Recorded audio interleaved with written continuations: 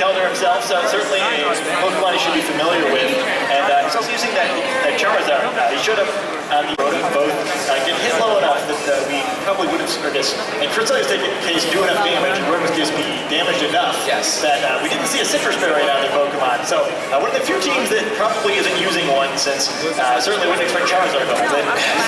E-Train also not a common user. Dude, it could be Bellingham Charizard with Citrus Berry. Don't sleep on that.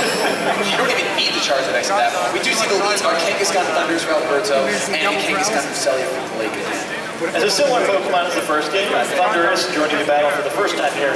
And, we don't see Blake's Charizard. I'm not too surprised here with both Heatran on the other team.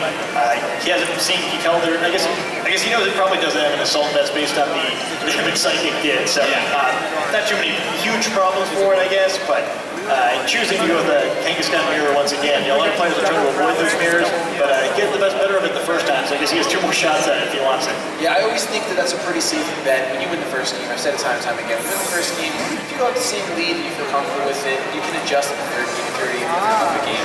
We're going to see Alberto switch into that Landers. Once again, pretty nice switch just to intimidate that Kangaskhan.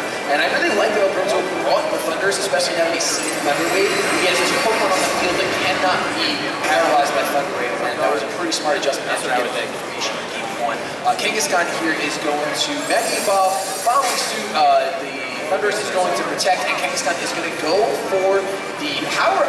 No, that's the fake out. It's the fake out on the Landers, switching. So a pretty clean turn. There's a little bit of damage on Alberto's side, and that's it. The Thunder Wave on Landers not doing the greatest thing. Yeah, so a good switch. A little bit scary there with bringing Landers in on this Cresselia. Always the danger of Ice Beam just taking out a single hit thanks to the massive amount of damage it's doing for Cresselia. But ends up being a safe switch. Kangaskhan gets intimidated. Thundurus survives the turn safely, and now threatening paralysis. Kangaskhan's got to get out. Yeah, Kangaskhan does not want to get paralyzed. Blake knows how much he did that in the last game. He doesn't want to be in the receiving end this time around. So the Landers is going to come and intimidate both of Alberto's Pokemon. Of course, really only affecting the Landers because that is the physical threat. But we're going to see the Thunder Wave onto the Cresselia slot. A very smart play as the Kangaskhan switch, like you said, was a bit more obvious because you want to keep that thing fast and not risk full paralysis. A U-turn, though, going into the Cresselia, Duke again taking just a couple bricks off of that castle that I had mentioned. Duke has to, now the Cresselia is paralyzed, though. I think that Alberto's going to be crossing his fingers that maybe he not only avoided multiple paralysis, but maybe they'll work in his favor this time around. Alberto's going to go ahead and go out into Kangaskhan, and we're going to see the full paralysis on Blake's side. Commentators. Yeah, why would you say something like that? I'm sorry, it's commentating. What am I supposed to do? Yeah, so we didn't see any of the paralysis the first game. That does happen here. Somewhat likely that, it seems like I expect probably an Ice Beam from the Thundurus slot there. You've got to anticipate the U-turn, but we're far enough into the series that there's a great deal of kind of, I know my opponent is expecting me to do something, so I'm going to do something else. So who really knows? Yeah, you can't, once you get this deep, especially because these players, this is their 7th round of Swiss. This could possibly be the 20th game that each of these players has played, I think. So that's a lot of Pokemon. That is a lot of Pokemon, especially when the level of play is so high. Your brain constantly trying to run at full is very difficult. We're going to go ahead and see, Kangaskhan Mega Evolve, and it goes for the fake out on the Landers.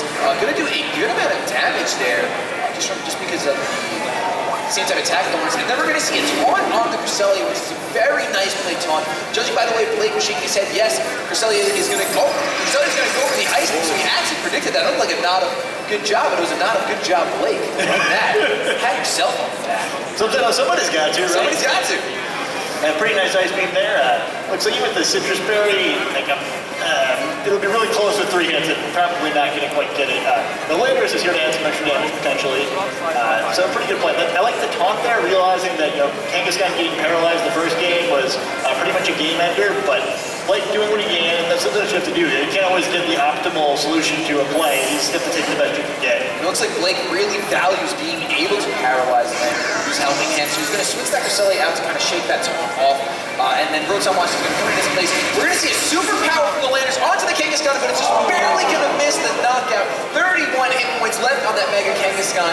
We're going to see the Kangaskhan go ahead and decide to fire an attack off into the Rotom Wash double edge. Gonna be able to pick up the knockout right there. So no safe switches for Blake. But of course, Kangaskhan's gonna take a huge amount of recoil and it's gonna knock itself out because of that recoil. I believe we still have one more Pokemon to move on the field. We're gonna see the Thundurus not gonna be able to do anything to that. Yeah, pretty strange turn there. Thundurus probably not getting quite what he expected there. Kangaskhan's even new gem from the superpower, but he's been trained effectively enough to survive, and at least trains a knockout with that non-citrus berry Rotom. Yeah, I think that Alberto obviously was just double targeting down that Cresselia slot, which ended up being Rotom, so he just wanted to make sure that such a big Pokemon would get taken down by doubling that swing. And Alberto's going to go ahead and bring in the Landers, getting another Intimidate off, and Cresselia's going to come back in with the Landers. Yeah, unfortunately, that Cresselia wasn't taken down. You can kind of see why he wanted to get rid of it now. Two Pokemon who very much do not want to be hit with Ice Beams that are doing that much damage on the field. Thundurus could take a couple, stronger on the special side than the physical one, but Landorus definitely going to want to avoid even a single one. So unless it U-turns here, in a pretty tough spot. But again, you kind of see these turns where you can expect something U-turn, maybe you won't. Kind of right about the point of battle where I'm expecting one of the players to do something unexpected here, maybe either see U-turn not happen or Ice Beam not punish the slot there. Yeah, I have a feeling, I don't want to say it because I don't want to go ahead and mess anything up for either of these players, but Cresselia is going to go ahead and get withdrawn.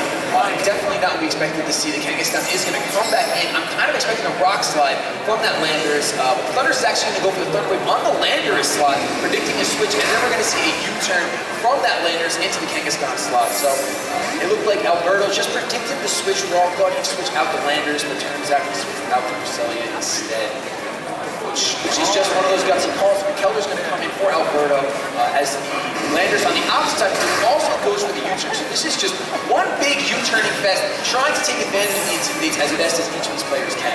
Yeah, Landorus at its silliest there. Both of them just not really doing anything and switching out. But they both have their Pokemon with Intimidate in the back, able to bring that out to intimidate the physical attackers on either side if they wish to.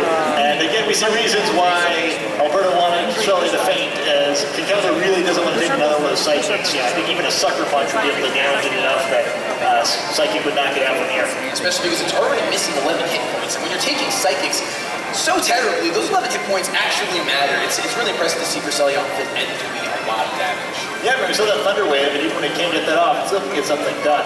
Getting rid of this Thundurus is probably the first priority for Blake, because then Kelder and Landorus are kind of open season, but even without doing that, Cresselia is putting an incredible amount of pressure up for a defensive Pokemon. Without a doubt, and we're going to see Blake withdraw the Kangaskhan, most likely just wanting to get that Intimidate off we mentioned.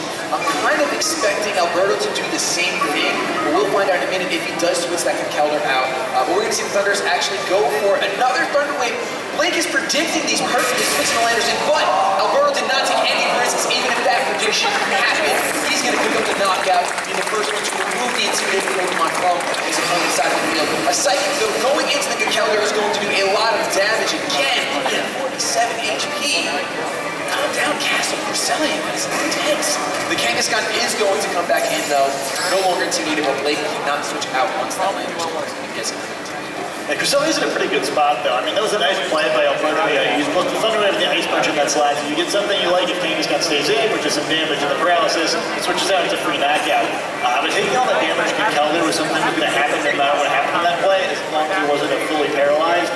And the trouble with that is now that Cresselia is very close to getting carried away this game. If he can find a way to knock out Thundurus, Cresselia only needs one turn each to knock out Landorus and Kelder. So I feel like Alberto might be needing some fully paralyzed in his future. Yeah, I was thinking that. I didn't want to say it. I'm not getting blamed this time. So Kelder is actually going to get knocked out from that fake out knockout there. Looked like just barely might have been the right. That 11 hit points really did matter, I think, right there. But a Thunder Wave is going to fire up into the Kangaskhan, slow it down. More full paralysis that Scott had just mentioned. We're going to see the full paralysis that Scott had just mentioned. I mean, that's what he needs at this point. I think there's a way to get through this match. He's going to need more. He's going to need more of those. He does get the Intimidate now in Kangaskhan, but now there's only 2 Pokemon left on Alberto's side as well, so he doesn't want to just lock into superpower here and start tickling Cresselia for the rest of the game, so it's going to be tricky. We're most likely going to see everyone's favorite combination of the 2 Pokemon paralyzed. Landorus can't use Earthquake, he can't use superpower. Time for Rock outside. You guys can't see it, but Scott's rubbing his hands. Ladies and gentlemen, we see Rock Slide. It's gonna be a doozy. Because Rock Slide, of course, has a chance to flinch with a paralysis there, 25% chance of becoming paralyzed. That's gonna be interesting how this plays out. That Rock Slide is coming out. Blake is smiling, waiting to see what happens. Looks like Thunders is gonna go ahead and get a Thunderbolt off on that Cresselia. Very smart, recognizing that threat. We're gonna see Kangaskhan go for the frustration here.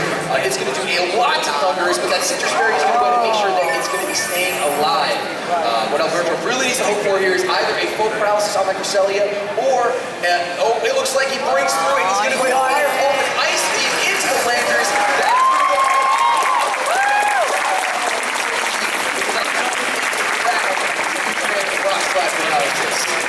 Anyone is a huge fan. Kangaskhan using that frustration there. I think that's what all of us feel when we see the combination of Thunderwave and Rock Slide. Definitely, but it looks like this is going to be pretty much the end of this game. Sucker Punch onto that Thunderous is going to finish it.